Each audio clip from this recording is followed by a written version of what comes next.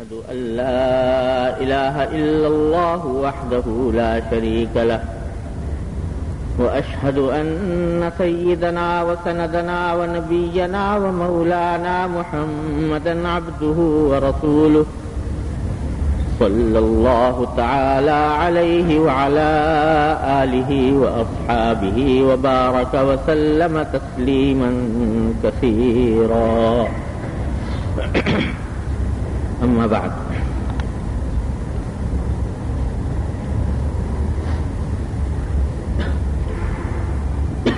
آج صبح ہی ایک طویل سفر سے واپس پہنچا ہوں جس میں اللہ تعالیٰ کے فضل و کرم سے تقریباً ایک ہفتہ حرمین شریفین میں بھی حاضری کی توفیق ہوئی اور الحمدللہ آپ سب حضرات کے لیے بھی دعا کرنے کی توفیق ہوئی. اللہ تبارک و تعالیٰ اپنے فضل و کرم سے قبول فرمائے.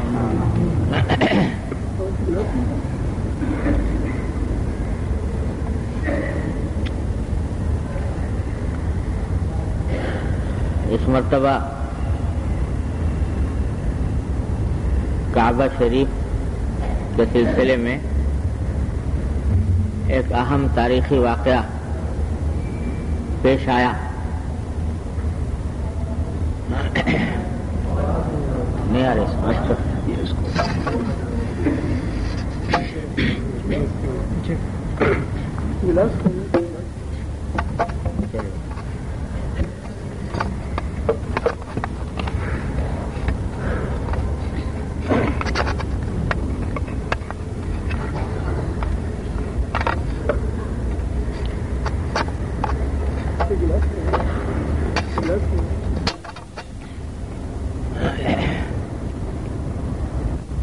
پچھلا تقریباً ایک ہفتہ الحمدللہ جن میں سے 6 دن مکہ مکرمہ میں اور 1 دن مدینہ طیبہ میں حاضری کی توفیق ہوئی. پچھلا جمعہ بھی نہیں آ رہی اب بھی اچھا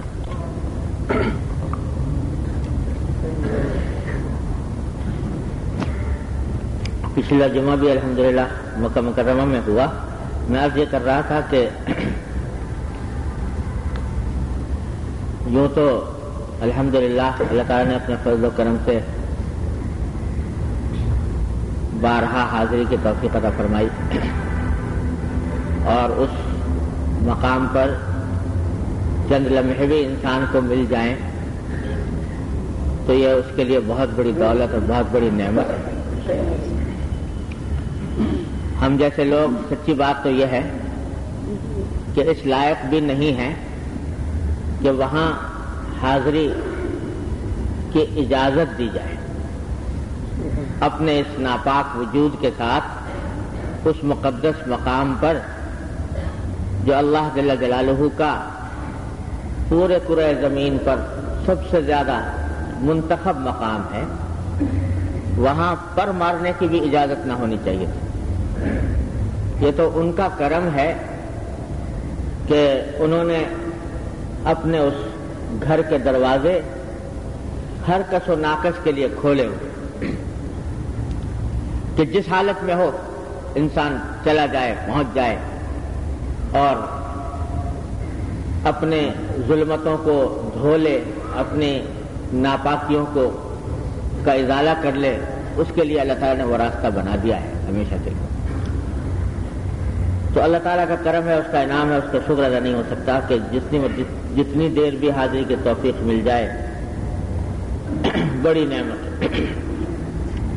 تو یوں تو الحمدللہ بار بار حاضری کا موقع ملتا رہتا ہے, لیکن اس مرتبہ عرض کر رہا تھا کہ ایک تاریخی واقعہ پیش آیا جو صدیوں میں کہیں پیش آیا کرتا ہے, اور وہ ہے کعبہ شریف کی نئی تعمیر.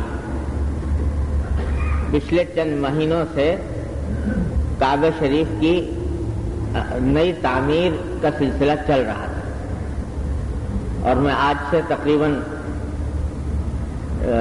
3 مہینے پہلے جب حاضر ہوا تھا تو اس وقت کعبہ شریف کے گرد چاروں طرف ایک عمارت تعمیر کر دی گئی تھی،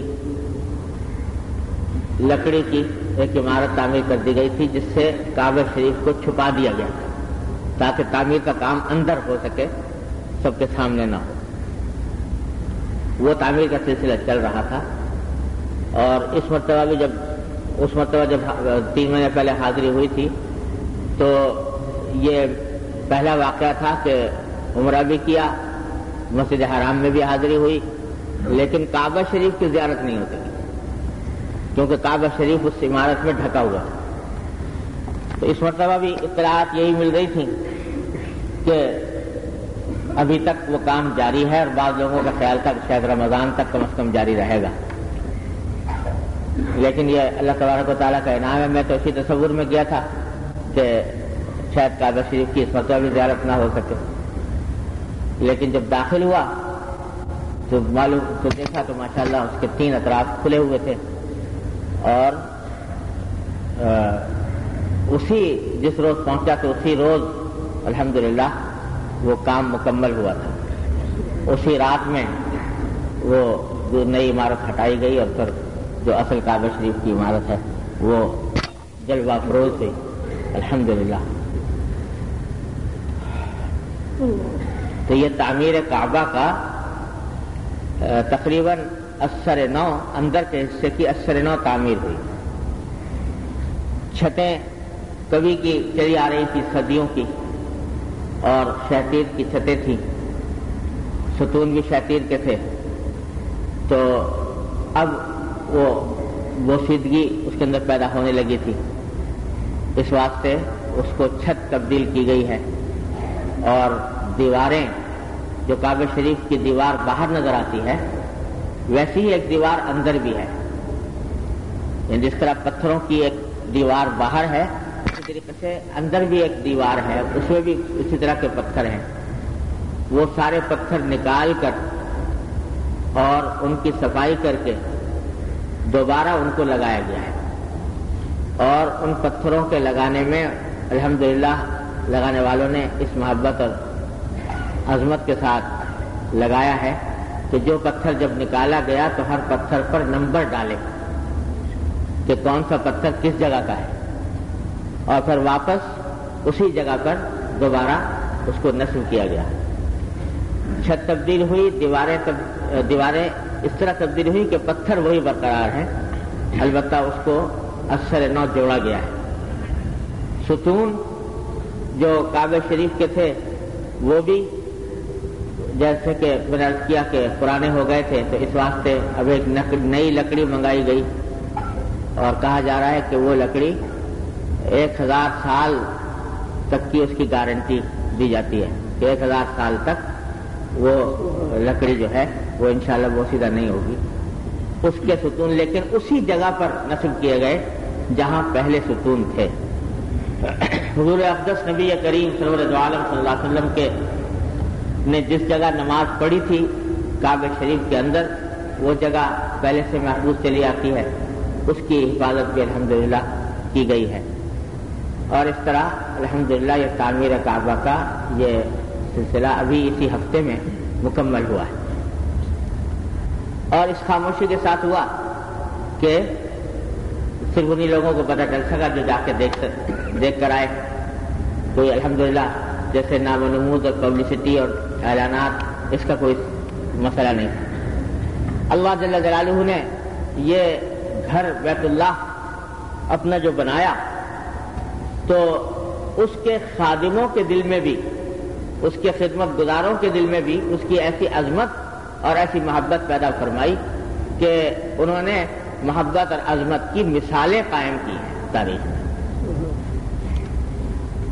اللہ یہ کعبہ اللہ تعالیٰ سب کو حاضری کی توفیق عطا فرمائے، زیارت کی فیضیاب ہونے کی توفیق عطا فرمائے۔ یہ کعبہ عجیب چیز ہے،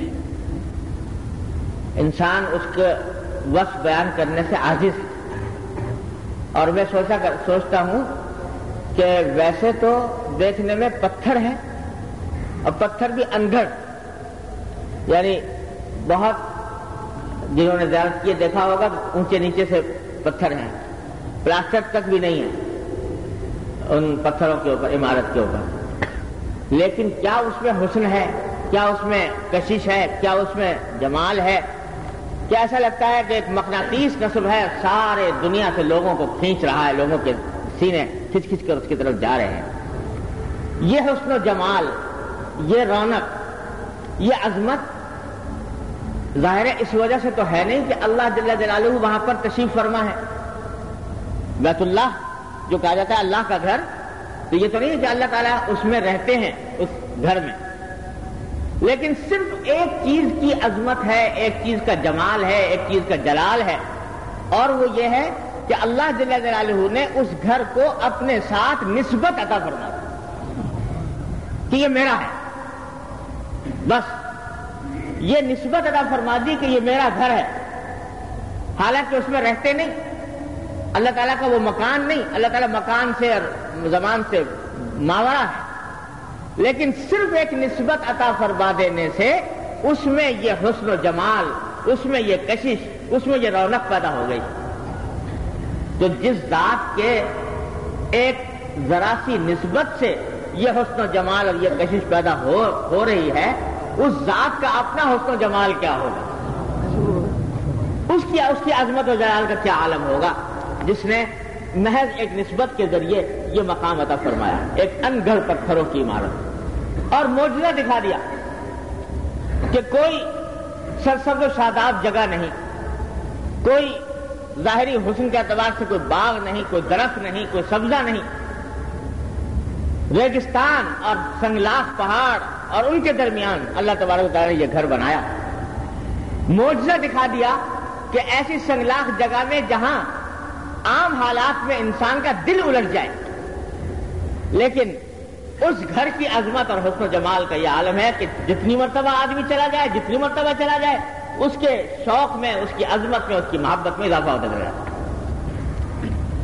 یہ ہے نسبت کا اثر، اللہ جل جلالہ کی طرف نسبت۔ ذرا بیت اللہ اللہ نے کہہ دیا میرا گھر، نہ کہتے تو عام پتھر تھے، وہی پتھر لگے ہوئے ہیں جبل کعبہ میں، وہی مکہ مکرمہ میں ایک پہاڑ ہے جس کا نام ہے جبل الکعبہ، اور یہ مشہور ہے واللہ عالم کہ کعبہ شریف کی تعمیر کے لیے پتھر وہاں سے لائے گئے تھے، اس پہاڑ سے۔ وہ پہاڑ اب بھی موجود ہے، پتھر اب بھی موجود ہے، انہی پتھروں میں سے کچھ کو لا کر یہاں پر یہ گھر بنا دیا، لیکن ان پتھروں میں وہ بات نہیں جو جبل الکعبہ میں تھی، کہ پتھروں میں ہے، جو اس بیت اللہ کے پتھروں میں ہے کہ انسان کی نظر سیر نہیں ہوتی اس کو دیکھنے سے۔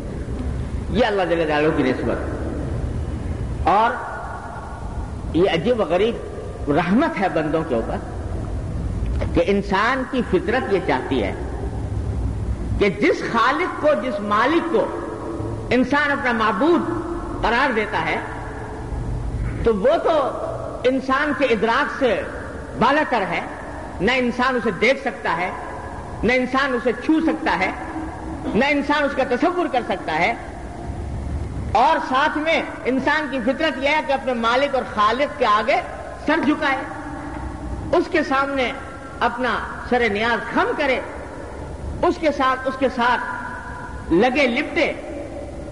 تو انسان کی اس فطرت کی تسکین کے لیے اللہ جل جلالہ نے یہ گھر بنا دیا، اور اس کی نسبت اپنی طرف کر دی کہ جاؤ اور اس جگہ جا کر بندگی کے سارے جذبے نکال لو، بندگی کے جتنے تمہارے دل میں جتنے جذبے ہیں ان کے نکالنے کے لیے یہ جگہ موجود ہے۔ چکر لگانا چاہتے ہو چکر لگاؤ، دہلیز پکڑنا چاہتے ہو دہلیز پکڑو، اور اس کو چومنا چاہتے ہو چومو، اور اس کے ساتھ لپٹنا چاہتے ہو لپٹو۔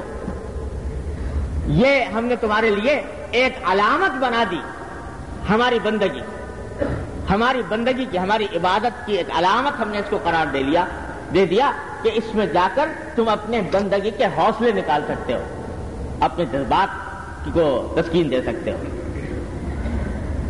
اس لیے بنایا اللہ تبارک و تعالیٰ نے۔ اور اصل میں ایک گھر ہے اوپر ملائے اعلیٰ میں، جسے البیت المعمور کہتے ہیں.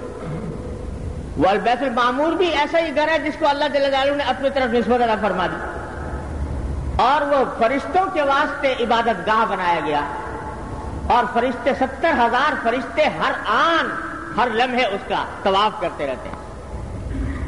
اسی بیت معمور کا ایک نمونہ اللہ جل جلالہ نے اس زمین کے اوپر بنایا، اور سب سے پہلے تعمیر کی اس کی ملائکہ نے، پھر آدم علیہ السلام نے، پھر حضرت نوح علیہ السلام نے، اور نوح علیہ السلام کے بعد اس کے وہ مٹ گئیں، آثار مٹ گئے، تو اللہ تعالیٰ نے یہ سعادت حضرت ابراہیم خلیل اللہ علیہ السلام کے حصے میں عطا فرمائی کہ ان کو حضرت جبریل امین علیہ السلام نے لے جا کر جگہ بتائی کہ دیکھو یہ جگہ ہے جہاں پر اللہ تعالیٰ نے اپنا گھر بنایا تھا. حضرت ابراہیم علیہ السلام نے پہلی بار نہیں بنایا، لیکن اس کو سب سے پہلے حضرت جبریل امین علیہ السلام نے جا کر بتایا کہ یہ جگہ تھی اور اس جگہ کے اوپر اس کی بنیادیں تھیں. چنانچہ حضرت ابراہیم خلیل اللہ علیہ السلام نے بنیادیں اٹھائیں. تو قرآن کریم میں فرمایا وَإِذْ يَرْفَعُ إِبْرَاهِيمُ الْقَوَاعِدَ مِنَ الْبَيْتِ وَإِسْمَاعِيلُ رَبَّنَا تَقَبَّلْ مِنَّا إِنَّكَ أَنْتَ السَّمِيعُ الْعَلِيمُ. کہ اس وقت کو یاد کرو جب ابراہیم اور ان کے بیٹے اسماعیل علیہ السلام بیت اللہ کی بنیادیں اٹھا رہے تھے. تو مفسرین نے لکھا ہے کہ اس سے پتہ چلا کہ بنیادیں تو پہلے موجود تھیں، لیکن حضرت ابراہیم خلیل اللہ علیہ السلام نے اس کو اٹھایا، بلند کیا. تو قرآن کریم نے بڑے عجیب انداز میں اس واقعے کا ذکر کیا ہے کہ ابراہیم خلیل اللہ علیہ السلام اس وقت کو یاد کرو جب وہ اور ان کے بیٹے اسماعیل علیہ السلام بیت اللہ کی بنیادیں اٹھا رہے تھے. اب آگے قرآن نے یہ تو ذکر کیا نہیں کہ کیسے اٹھا رہے تھے، پتھر کہاں سے لا رہے تھے اور تعمیر کس طرح کر رہے تھے. یہ تفصیلات اس لیے ذکر نہیں کی کہ ان کی اتنی زیادہ ضرورت نہیں تھی ہمیں. آپ کو جو بات ذکر کی قرآن نے وہ یہ کہ ابراہیم خلیل علیہ السلام جس وقت تعمیر کر رہے ہیں کعبے کی، اتنا عظیم الشان کارنامہ انجام دے رہے ہیں کہ اللہ جل جلالہ کا گھر بنا رہے ہیں، اللہ تعالیٰ کا حکم کی تعمیل میں اور اس کی صفائی میں لگے ہوئے ہیں، اس کی تعمیر میں لگے ہوئے ہیں. تو جس وقت یہ کام کر رہے ہیں تو کہہ کیا رہے ہیں؟ اللہ تعالیٰ فرماتے ہیں کہ ایک طرف تو وہ کعبے کی تعمیر کر رہے ہیں، زبان پر الفاظ یہ ہے کہ ربنا تقبل منا انک انت السمیع العلیم، کیا ہمارے پروردگار ہمارے اس عمل کو قبول فرما لیجیے، ہمارے اس عمل کو قبول فرما لیجیے، انک انت السمیع العلیم، بے شک آپ سننے والے ہیں، جاننے والے ہیں. اس اشارہ اس طرف کر دیا جو ہمارے آپ کے لیے عظیم سبق ہے کہ جب بھی کسی انسان کو کسی اچھے کام کی توفیق ہو، عبادت کی، کسی نیکی کی، بندگی کے کسی کام کی توفیق ہو، تو بندے کا کام یہ ہے کہ اس کام کے اوپر اترائے نہیں، اس کے اوپر ناز نہ کرے، اس کی وجہ سے اپنے دل میں عجب اور خود پسندی کے جذبات نہ لائے، اور یہ خیال نہ کرے کہ میں نے بہت بڑا تیر مار لیا، میں نے بہت بڑا کارنامہ انجام دے لیا، بلکہ اللہ جل جلالہ سے اس کام کے کرنے کے بعد دعا یہ کرے کہ اے اللہ اپنے فضل و کرم سے میرے اس عمل کو قبول فرما. کیوں؟ اس لیے کہ انسان کتنے بڑے سے بڑا کارنامہ انجام دے لے، بڑے سے بڑا عمل کر لے، بڑی سے بڑی عبادت کر لے، کوئی بھی عبادت ایسی نہیں ہے جو اللہ جل جلالہ کی ذات والا صفات کے شایع نشان ہے. کوئی ہے انسان کے پاس عمل جو اللہ کے شایع نشان ہو؟ کوئی عمل نہیں. یہاں تک کہ حضور کریم نبی کریم سرور عالم صلی اللہ علیہ وسلم نے جو ساری رات کھڑے ہیں عبادت میں، پاؤں پر ورم آ رہا ہے، اور اس کے باوجود فرماتے یہ ہے کہ ما عبدناک حق عبادتک ما عرفناک حق معرفتک، اے اللہ ہم نے آپ کی عبادت کا حق ادا نہیں کیا، ہم نے آپ کی معرفت کا حق ادا کیا۔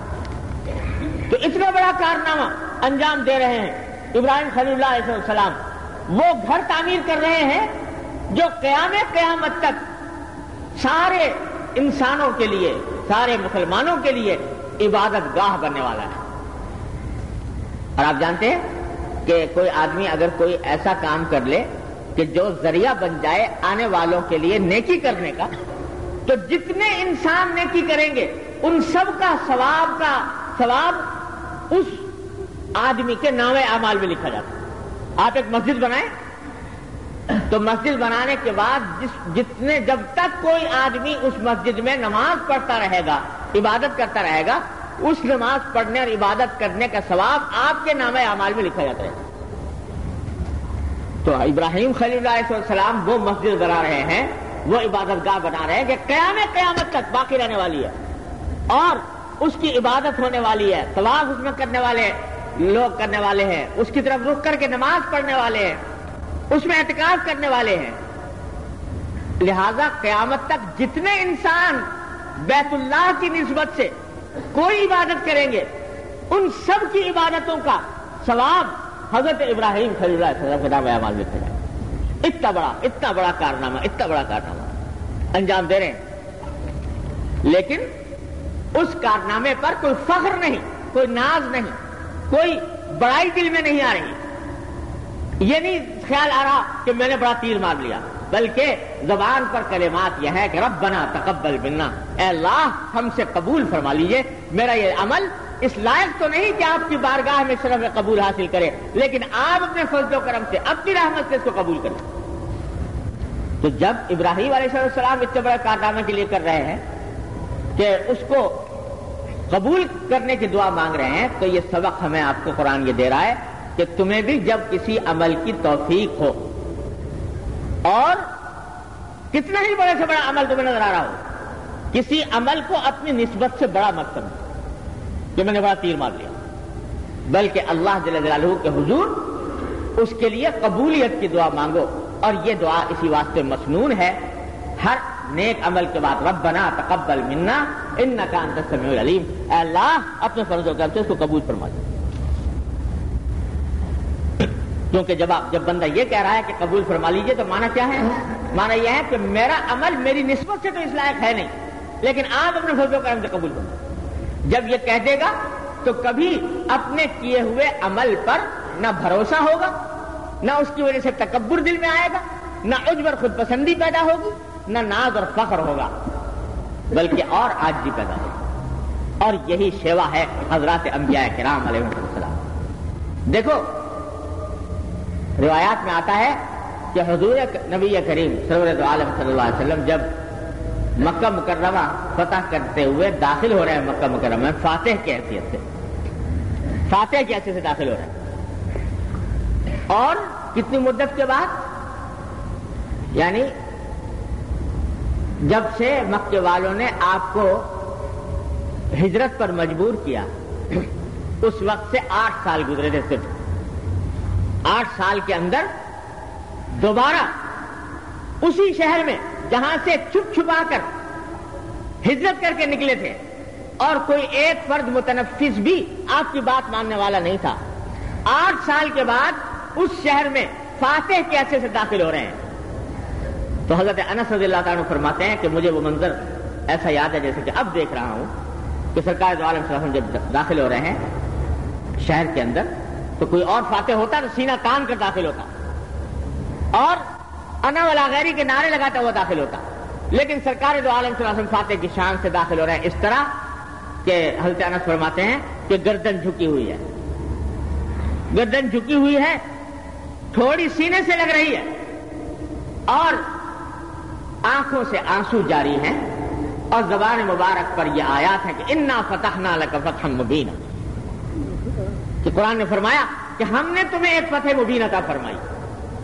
تو اس وقت جب کہ آدمی اتنا بڑا کارنامہ انجام دے رہا ہے، اپنے کسی عمل کا دھیان نہیں، اللہ جل جلالہ کی توفیق پر نظر ہے کہ اللہ آپ کی توفیق ہے کہ آپ نے یہ فتح عطا فرمائی مجھے، انا فتحنا لک فتحا مبینا۔ یہ ہے بندے کا کام کہ جب کوئی کامیابی ہو، جب کوئی نیک عمل کی توفیق ہو، جب کسی نیکی کا موقع ملے تو اس وقت بجائے اکڑنے کے اور کرنے کے اور زیادہ گردن انسان کی جھک جائے اور زیادہ عاجزی کا مظاہرہ کرے اللہ جل جلالہ کے سامنے کہ اللہ میری مجال نہیں تھی کہ میں یہ کر سکتا، یہ محض آپ کی توفیق ہے کہ آپ نے یہ کام مجھ سے لے لیا. اے اللہ اپنے فضل و کرم سے اس کو بھی قبول فرما، قبول بھی فرما. ربنا تقبل منا انک انت السمیع العلیم. اللہ اور سنیے، ایک تو یہ دعا فرمائی کہ اللہ قبول فرمائی. آگے کیا فرمایا؟ ربنا تقبل منا انک انت السمیع العلیم وتب علینا انک انت التواب الرحیم. کہ اللہ ہماری توبہ قبول فرما لیجئے، آپ بہت توبہ قبول فرمانے والے ہیں اور بڑا رحم کرنے والے ہیں. حضرت دیکھو تو کہ کام تو ہو رہا ہے تعمیر کعبہ کا، ایسا مقدس کام، اور مانگی جا رہی ہے توبہ. توبہ تو کسی گناہ کرنے کے بعد اس کی توبہ کا محل یہ ہے کہ کوئی آدمی کسی سے غلطی ہو گئی، گناہ ہو گیا تو گناہ کے بعد توبہ مانگے. لیکن قرآن کہہ رہا ہے کہ ابراہیم علیہ السلام تعمیر کرتے جا رہے ہیں کعبے کی اور ایک عظیم الشان عبادت انجام دے رہے ہیں جیسی عبادت کسی بھی روئے زمین پر کسی انسان کے حصے میں نہیں آئی، وہ عبادت انجام دے رہے ہیں. اور اس کے باوجود کیا ہے؟ کہہ رہے ہیں کہ اللہ توبہ قبول فرما لی. کیا مانا؟ کہ جب میں کوئی عمل کر رہا ہوں نیک، بظاہر نیک عمل ہے، لیکن اس نیک عمل میں نہ جانے کتنی کوتاہیاں مجھ سے سرزد ہوئی ہوں گی، نہ جانے کتنی بے ادبیاں ہوں گی، نہ جانے کتنے ایسے امور ہوں گے جو اللہ آپ کے شایع نشان نہیں تھے. لہذا میں اس عمل کو کر تو رہا ہوں، لیکن اے اللہ میں ساتھ ساتھ توبہ مانگتا ہوں آپ سے کہ اللہ آپ اپنے فضل و کرم سے جو بھی کوتاہیاں ان میں ہوئی ہوں ان پر میری مغفرت فرما دیجئے، میری توبہ قبول فرما دیجئے. تو یہ سکھا دیا کہ عبادت کرنے کے بعد قبولیت مانگو، اور قبولیت مانگنے ساتھ استغفار کرو، توبہ مانگو اللہ تعالیٰ سے کہ اللہ اس عمل کے اندر جو کچھ خامیاں غلطیاں ہوئی ہیں اپنی رحمت سے معاف فرما دے. دیکھو قرآن کریم میں آتا ہے اللہ کے نیک بندوں کی تعریف کرتے ہوئے کہ کانوا قلیلا من اللیل ما یہجعون وبالاسحار ہم یستغفرون. کہ اللہ کے نیک بندے وہ ہیں جو رات کو بہت کم سوتے ہیں، یعنی عبادت میں لگے ہوئے ہیں، اللہ تعالیٰ کم سوتے ہیں، لیکن ساتھ میں یہ ہے کہ سحری کے وقت میں وہ استغفار کرتے ہیں صبح ہونے کے وقت میں. تو حضرت عائشہ صدیقہ رضی اللہ تعالیٰ نے پوچھا نبی کریم صلی اللہ علیہ وسلم سے کہ یا رسول اللہ یہ کیا معاملہ ہے کہ رات میں تو کر رہے ہیں عبادت اور صبح کو کر رہے ہیں استغفار؟ تو استغفار تو کسی گناہ سے کیا جاتا ہے، تو استغفار کا یہ کیا موقع ہے؟ تو کس چیز سے؟ کیا وہ گناہوں سے استغفار کرتے ہیں؟ تو سرکار دو عالم نے جواب میں فرمایا کہ نہیں، بلکہ جو رات میں عبادت کی ہے اس سے استغفار کرتے ہیں. کہ رات میں جو عبادت کی ہے اس میں جو کوتاہیاں رہ گئی ہوں گی، اس میں جو خامیاں رہ گئی ہوں گی، اے اللہ جو آپ کے شایع نشان نہیں تھی تو ان کی وجہ سے ہم استغفار کر رہے ہیں. اے اللہ اپنی رحمت سے ان خامیوں کی تلافی فرما دیجئے، مغفرت فرما دیجئے. تو استغفار صرف گناہ سے نہیں ہے، استغفار عبادت. نماز کا سلام پھیرتے تو سلام پھیرنے کے بعد 3 مرتبہ فرماتے استغفر اللہ استغفر اللہ استغفر اللہ. یہ سنت ہے، کرنا چاہیے ہر مسلمان کو نماز کے بعد استغفر اللہ استغفر اللہ استغفر اللہ.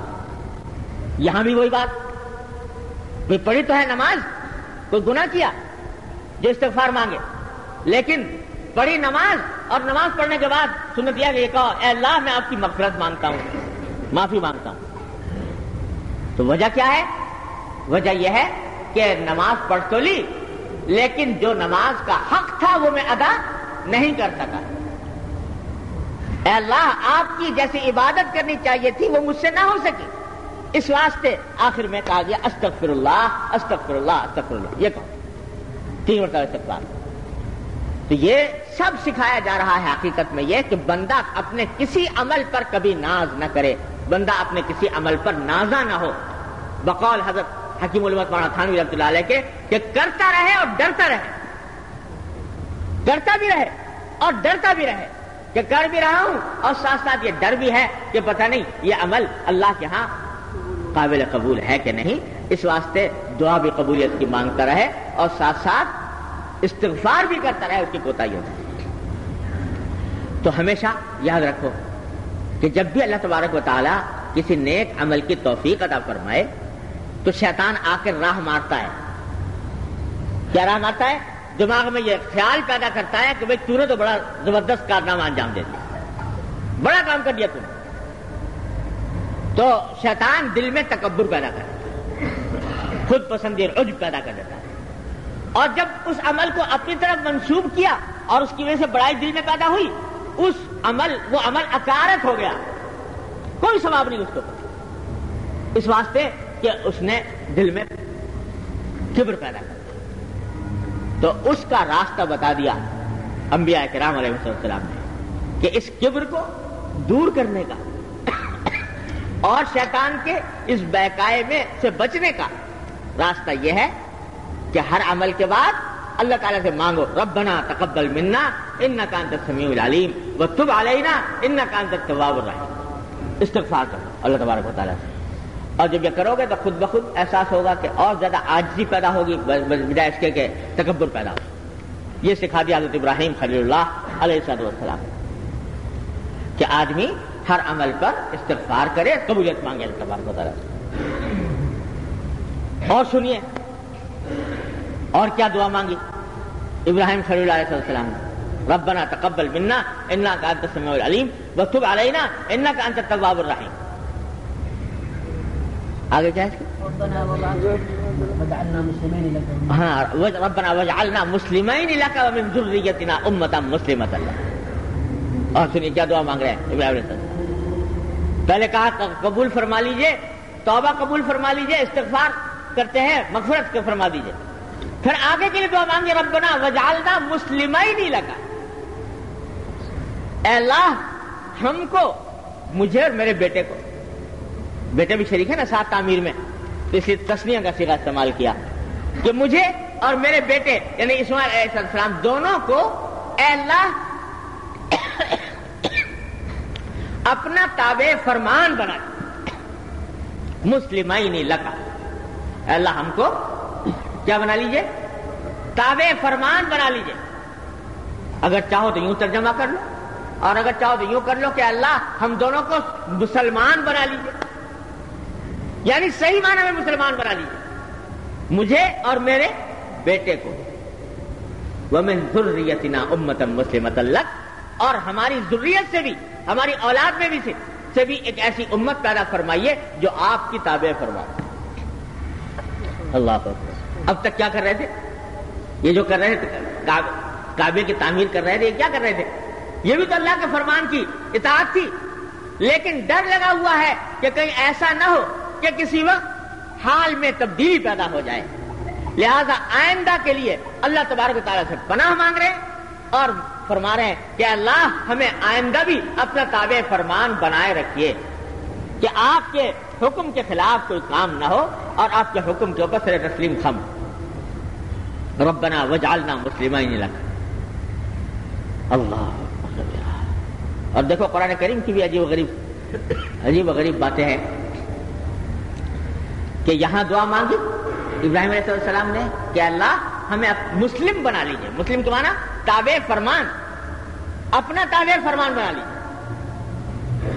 تو آگے ایک جگہ قرآن کریم نے واقعہ ذکر کیا انہی دونوں کا، باپ بیٹوں کا. جب باپ کو حکم ہوا کہ اپنے بیٹے کو ذبح کر، اور حکم بھی خواب میں ہوا بیٹے کو ذبح کر.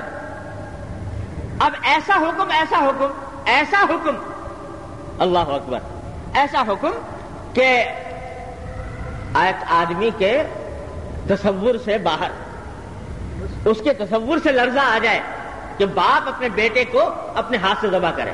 ایسا حکم آیا. آزمائش بھی کیا آزمائش. تو فرماتے ہیں قرآن کریم کو فرماتا ہے کہ باپ نے بیٹے سے کہا اسماعیل علیہ السلام سے کہ بیٹا میں نے خواب میں دیکھا ہے کہ میں تمہیں ذبح کر رہا ہوں، اور انبیاء کا خواب وہی ہوتا ہے، لہذا مانا یہ ہوئے کہ اللہ کی طرف سے حکم ہے کہ تمہیں ذبح کرو. بتاؤ تمہارا کیا خیال ہے؟ بیٹے سے پوچھ رہے ہیں.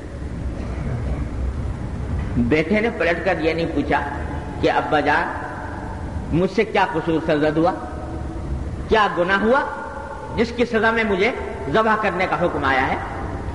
اول تو ویسے ہی قتل کرنا کسی کو حرام، شدید ترین حرام. قتل بھی نابالغ کا.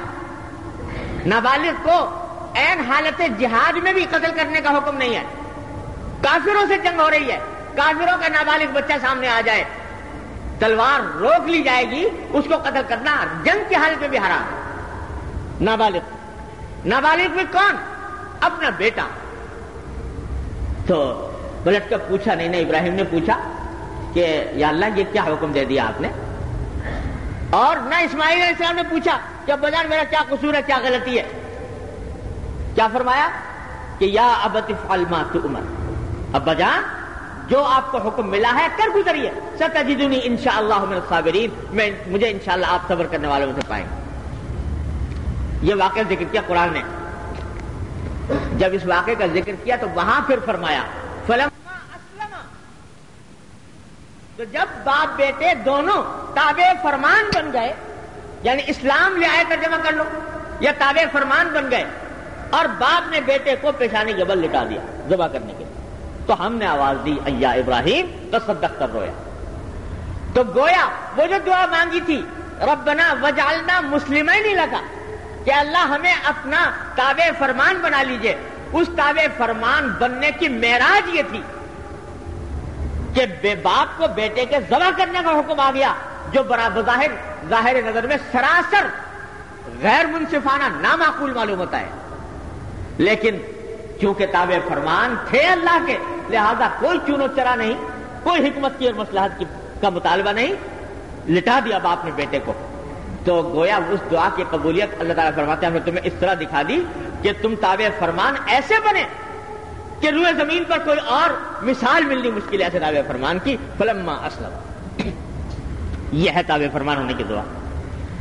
تو سبق کیا ملا کہ جب آدمی اتنا بڑا کام انجام دے رہا ہے اس وقت بھی ڈرے، میرا عمل اس لائق تو نہیں یہ قبول ہو، اے اللہ قبول فرما لیجیے، اس میں کوتاہیاں ہوں گی مغفرت فرما دیجیے، اور اے اللہ اس وقت تو آپ نے توفیق دے رکھی ہے نیک کام کی، لیکن خطرہ ہے کہ میں اپنے نفس اور شیطان سے کہ بہکائے میں آ کر کسی وقت بگڑ بیٹھوں. تو اے اللہ ربنا وجعلنا مسلمین، آئندہ کے لیے مجھے تابع فرمان بنائے رکھیے. اور پھر صرف اپنی بات نہیں، سب کو شامل کر لیا، ومن ذریتنا امۃ مسلمۃ اللہ، اور ہماری ذریت میں سے بھی ایک ایسی امت پیدا کیجیے جو آپ کی تابع فرمان. تو اسی واسطے میرے حضرت والا حضرت ڈاکٹر صاحب صلی اللہ تعالیٰ ان کے درجات بلند فرمایا کرتے تھے کہ تین کام کی پابندی کرنا. ایک، جب بھی کسی عمل کی توفیق ہو اس پر اللہ کا شکر، اے اللہ آپ نے اس عمل کی توفیق عطا فرمائی، آپ کا شکر. اور دوسرے، اس عمل کے اوپر استغفار کہ اللہ اس میں جو کوتاہیاں ہوئی ہوں اے اللہ آپ ان کو معاف فرما دے. اور تیسرے، آئندہ کے لیے استعاذہ کہ اللہ پتہ نہیں کیا حالات آئندہ ہوں، کہیں ایسا نہ ہو کہ میرا دل پھر جائے، اللہ بچائے، کہیں ایسا نہ ہو کہ میرا دماغ پھر جائے، اللہ بچائے. اے اللہ میں آپ کی پناہ مانگتا ہوں آئندہ اپنے حالات کی تبدیلی سے. تو یہ تینوں سبق حضرت ابراہیم علیہ السلام کی اس دعا سے مل رہے ہیں. بات یہاں نے کعبہ شریف سے شروع کی تھی کہ حضرت ابراہیم صلی اللہ علیہ وسلم نے تعبیر فرمائی ان دعاؤں کے ساتھ، اور پھر اس تعمیر کے بعد پھر بیچ میں مرمتیں ہوتی رہی، تعمیریں ہوتی رہی، اور پھر آخری بار جو حضور اقدس صلی اللہ علیہ وسلم کے زمانے میں نبوت سے پہلے قریش نے کعبے کی تعمیر کی، اور اس میں واقعہ مشہور ہے کہ حضرت خود نبی کریم صلی اللہ علیہ وسلم نے اپنے دست مبارک سے حجر اسود اپنے دست مبارک سے اٹھا کر اس جگہ پر رکھا. تو یہ حجر اسود اس وقت سے نبی کریم صلی اللہ علیہ وسلم کے دست مبارک سے رکھا ہوا اس جگہ پر چلا آتا ہے. اور عربی کا ایک شاعر ہے، بارودی نام ہے اس کا، اس نے ایک شعر بڑا اچھا کہا ہے تو شاعرانہ بات لیکن حقیقت سے زیادہ دور نہیں ہے. فرمایا وہ شاعر کہتا ہے کہ لولم تکن یدہ مست حین بنا، لولم تکن یدہ مست حین بنا ما کان اصبح ملثوما بکل فمی، کہ نبی کریم صلی اللہ علیہ وسلم کے دست مبارک سے یہ حجر اسود رکھا گیا، اگر آپ کا دست مبارک اس کی تعمیر کے وقت اس کو نہ چھوتا تو اس کے بعد آنے والی تمام نسلیں اس کو بوسہ نہ دیا کرتی۔ نبی کریم صلی اللہ علیہ وسلم نے دست مبارک سے اٹھا کر رکھا تو اللہ تعالیٰ نے اس کے بوسے دینے کو بھی سنت بنا دیا، اور حضرت فاروق اعظم رضی اللہ عنہ نے جب بوسہ دیا تو ان الفاظ کے ساتھ خطاب کیا حجر اسود سے کہ اے حجر اسود، میں جانتا ہوں کہ تو ایک پتھر ہے، اور ایک پتھر ہونے کے ناطے کوئی بوسہ دینے کی چیز اپنی ذات میں نہیں، لیکن چونکہ میں نے دیکھا ہے نبی کریم سرور دو عالم صلی اللہ علیہ وسلم کو بوسہ دیتے ہوئے، اس حاصل رخصت۔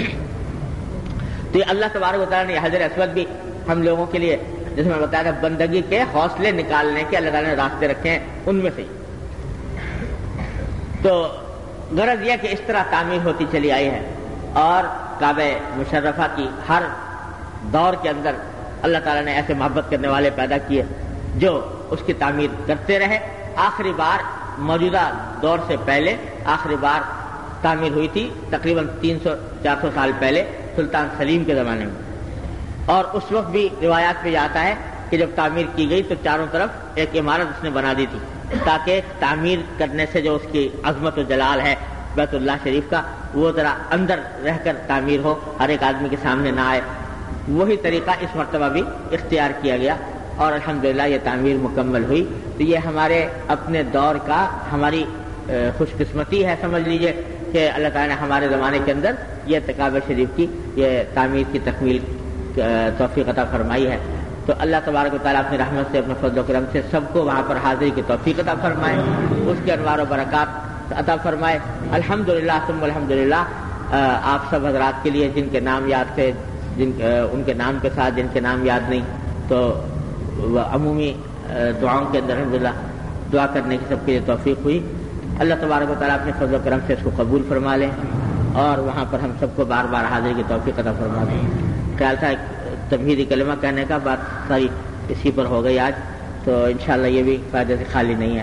اللہ تبارک و تعالیٰ اپنی رحمت سے، اپنے فضل و کرم سے جو سبق حضرت ابراہیم خلیل اللہ علیہ صاحب کے دعاؤں کا آج ہم نے پڑھا ہے، اللہ تعالیٰ ہمارے تمام اعمال میں ان کو اختیار کرنے کی توفیق عطا فرما دیں۔